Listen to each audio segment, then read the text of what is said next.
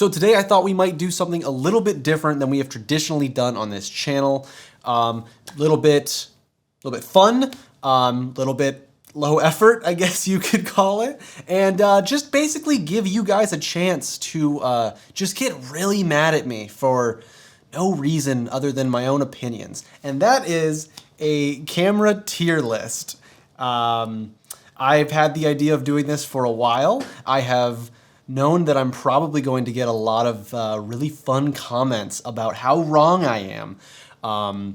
But I don't care. We're gonna have fun with this. I hope you enjoy it, and let's get into it. So here's the tier list that I've created. It goes from S down to F, not including E. It's basically all of the grades that you'll get in school, plus S is like just the upper echelon, can't get any better than this camera. And before we start arranging things, I just want to preface this by saying this is not following any sort of guidelines or rule books. I'm not really looking at sole specs alone. This is basically, it's not photo based or video based or hybrid based. It's just cameras and how much I like them, which is probably why it's gonna get a lot of hate, and I am ready for it. So bring it on.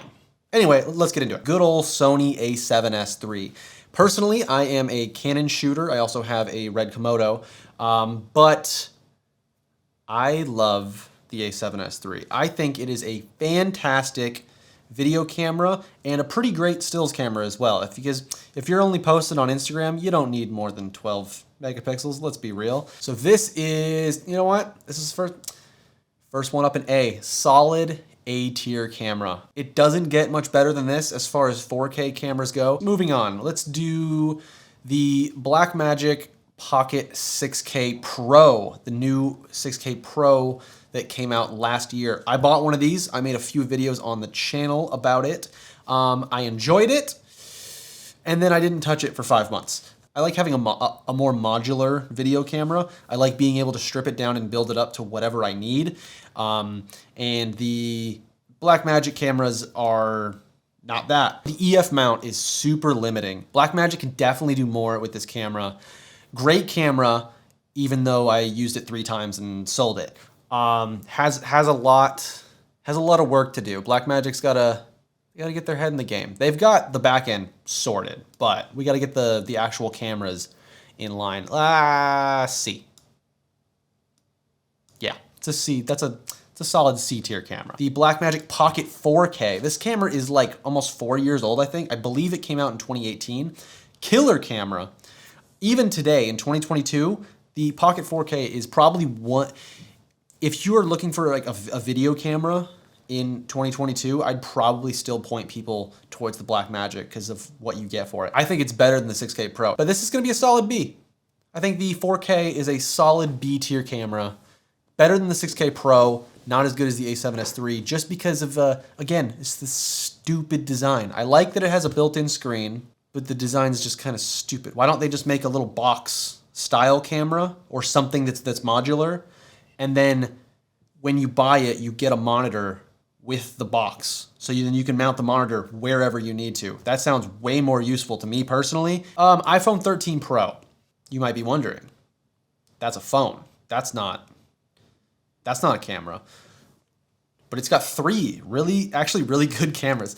The iPhone 13 Pro is the first Pro phone that I've bought, because I've always been like, oh, I don't need the Pro phone because I have cameras. I have actual cameras. But I have grossly underestimated the power of having a solid camera in your pocket at all times. Just, it's gotta be A. Let's move on. Panasonic S1H. Everyone made a big deal about this when it came out. Full frame 6K sensor, has some great video modes. I've never used one. I've heard really good things about it, but I think it's already getting a little bit dated. You know what? We're gonna go, that is gonna be, it's a solid B. What else? Let's get some people really mad. Nikon Z9. I believe the new firmware, you can now do 8K 60. I don't know for how long or how reliable it is, but you can now do 8K 60. out of the Z9. I don't really use Nikons apart from my old Nikon F2. I personally don't really like Nikon's mirrorless line. It seems like they're just kind of holding on to this like wagon for dear life. They're just at the end of a string, holding on, getting hit by every like rock that comes down the path. And they're just trying so hard to just stay on board. And it's not working very much. Also, their sensors are made by Sony. It's gonna go C. It's a C tier camera. It's a C. It's almost a D. It's almost a D just because I don't. You guys are gonna get so mad. You're gonna get so mad. Oh, why don't we move on? Canon R3. This one's only 24 megapixels, shoots 6K. I think it's a great camera. It's reliable.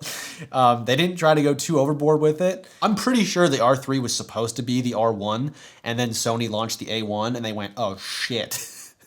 We have to make one that's even better.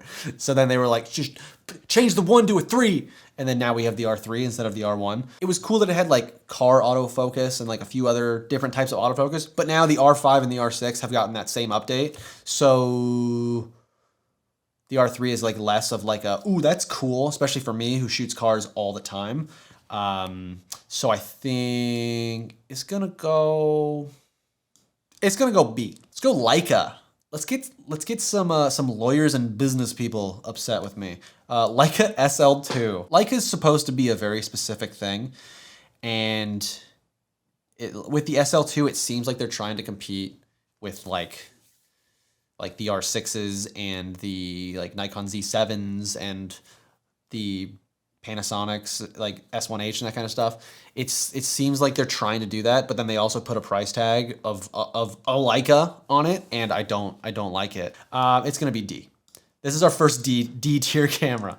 I don't like it, and anyone that has one can just go off. I don't care. I don't care. I don't like the SL2. What I do like though, new Leica M11. Some people might say it's absolutely stupid. I believe it's like $8,000 for a rangefinder camera. But this is what a Leica is. This is the essence of a Leica. It doesn't play by anyone's rules, and it does its own thing. They don't give two shits what the rest of the world is doing, and I love that. That is what a Leica is supposed to be. Some of the most famous photos in history have been taken on Leica rangefinders. And for that reason alone, I want one. I want one, but there's no way I'm spending like $8,000 on a digital rangefinder camera. There's no way. But still, I want it. I want it a lot. So it's going up in A tier. Sony A1, the camera that I personally believe made Canon change the R1 to an R3. It's a cool camera. I don't personally want one. I think it's pretty sick. We all know what the A1 is. It's gonna go up in B. Canon R5C. I have the R5C here and not the R5, just because imagine that wherever I put the R5C, the R5 would just be one below. I'm gonna put it, it's gonna go up in B. It's gonna be solid B. I wish it had like a bigger battery. Fujifilm X Pro 3. I want one of these so bad. It's like a digital film camera, and I love that. People got so mad that like the screen on the back's hidden and there's just like the little, what looks like where you put your film. I love it. I absolutely love it. I want one so bad. I just wish they weren't $2,000. I love what that camera is, and I feel like they nailed it. They absolutely nailed what they were going for with that camera. I just wish it wasn't so expensive. Otherwise, I would buy one. But that's gonna go right up in A. Red Komodo. I have one. I think it's amazing. The only thing is, like, I mean, I love that it's a box. I love how modular it is. I mean, wish it had internal NDs, but I use the Canon drop-in filter anyway. So honestly, for me as a video camera for what I do, that's almost a perfect camera. So that's going right up in A. Canon EOS R6. I have 2 of these. I use these every day for work. These are my workhorses and I love them so much. As a everyday camera, like workhorse, and now that it has C-Log 3, it's going up in A for me. Sony FX6. I think this is also gonna go up in A. Yes, it's $6,000, but I would rather have the FX6 compared to like the R3 or the Z9 or the A1. Panasonic GH6 just came out. I haven't really seen much on this camera apart from the initial reviews. I know it's gonna be killer. It's gonna be a killer camera. But packing 5.7K into a micro four thirds sensor, that's a lot of pixels for such a tiny little space. That's the same kind of thing as like Blackmagic packing 12K into a Super 35 sensor for the Ursa 12K, which I don't like that camera. We're gonna put it right in the middle. It's gonna go in between C and B. Canon C70, I want one of these. I want one of these cameras quite a lot. I think this would be an absolutely killer camera for the studio and then also for just walking around. Canon did exactly what Blackmagic has been wanting to do since they released the Pocket. I think they hit the mark on the head on their very first go. Like the very first time that they brought out this style of camera, they nailed it. Absolutely nailed it. You can just use it by itself. It's ergonomic, but you can also rig it out, and it has an RF mount and 10 stops of internal NDs. And now you get 12-bit RAW out of the C70. Killer. Absolutely killer. I want one of these so bad. This one's gonna be A. Solid A tier camera. Red V-Raptor just came out, recently came out. I think this is just a sick camera. I was watching the official launch for this camera, like their live launch. Thought it looked sick. I was like, oh, let's go. Full frame 8K, up to 120 frames a second. Like Red crushing it, absolutely killing it, except this thing's gonna be, clearly this thing's gonna be like 50,000 plus. But then they came out and they're like, oh yeah, it's $25,000, which is a lot of money. Don't get me wrong, that is a lot of money, especially for a camera. But compared to what they've previously done and compared to what else is on the market, this is an absolute steal for what it is. And it has a locking RF mount, which is sick. Red, is there some way that we can put this locking RF mount on the Komodo? Please find some way to put the locking RF mount on the Komodo, because I want it. Anyway though, I think as a camera, it should be an A, but I think the fact that it's $25,000 holds it back just a little bit. It's very, but it should be an A. It should be an A just based on, okay, it's going in between. It's going in between A and B. Canon 5D Mark IV. Canon still sells this camera new, and I believe they sell it for like over $2,000. I think it's $2,000 or it's $2,200. I've seen it listed for both, and that is ridiculous for a camera that came out. Didn't this come out in like 2016? This camera, I should know. I have one. I still have one. It's in my closet. It has not been touched in over a year. If anyone buys a Canon 5D Mark IV brand new today, I don't feel bad for you, because you should have known. If you buy one used,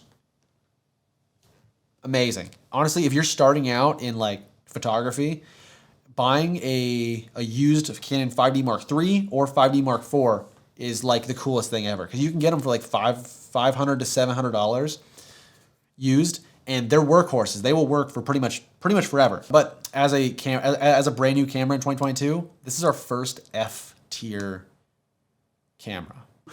Oh, let's go on to something amazing. ARRI Alexa Mini. I want it. I want one so bad. I love ARRI. Is almost like the Leica of filmmaking, because they don't follow what other people are doing. They don't follow like the trends and whatnot. They do whatever they want and they don't care, and everybody loves them for that, which is why like 90% of like Hollywood movies are filmed on ARRIs. Something really cool, if you didn't know, which I learned about somewhat recently, is they all have the same sensor. There's just different processing that goes behind that sensor. So any ARRI that you pick up will have the exact same look and color science, and they will match perfectly, which I think is fantastic. I love that. That is such a cool way to think about filmmaking. I don't know if you heard that on the mic. Somebody, my upstairs neighbor, probably just died. Something very heavy just dropped on the floor. I don't know them, so I'm not going to go up and check. Anyway, though, ARRI Alexa Mini, I want one so bad. Although I believe they're like $45,000, and then used ones are still like $33,000. So I'm not buying that. Anyway, though, it's still going up in A. Fujifilm Xe4. I bought one of these. Actually, I bought two of these earlier this year in like January. I bought two of them, one for me, one for my fiance, and we love them. These are the first cameras that I have ever bought solely for fun, because we just take them wherever we go, and we'll just snap little film style photos, and it's just great to be able to take it with us, and we can change like the film simulation that we use at the time. It's just great to be able to just walk around and grab some like film-like photos that have that like nostalgic feel. I bought these instead of buying the X Pro 3 because they have the exact same sensor actually. So I just went with the Xe4 because it's perfect for what I need. I love how simplistic it is, and this is going up in A. Solid A tier camera. And finally, the final camera on this list, kind of on here for fun, Nikon Coolpix. What if I just took it like super seriously and I was just like, coming up next, the Nikon Coolpix. Well, this one's going up in S. This is our only S tier camera, which would be really funny if I was also being very serious about that. You know what? Fuck it. Nikon Coolpix, the best camera that money can buy today. S tier camera. Screw your Reds and your A7S IIIs. Nikon Coolpix. Anyway, so this is the tier list that we have come up with today. I'm sure all of you don't agree. I'm sure I'm the only person that has these opinions on these cameras. So why don't you let me know down in the comments? Let me know how awful I did at rating these cameras on this tier list. I would love to hear it. I'm super excited to see all the hate down there. Maybe there'll be one person that agrees with me. But anyway, I would love to hear your guys' thoughts. I would love to see how you guys would have organized these. But anyway, that is gonna do it for today's video. If you enjoyed it, please consider liking and subscribing. It greatly helps this channel out. I really appreciate each and every one of you. Thank you for watching and following along. And with that, I will see you in the next one. We'll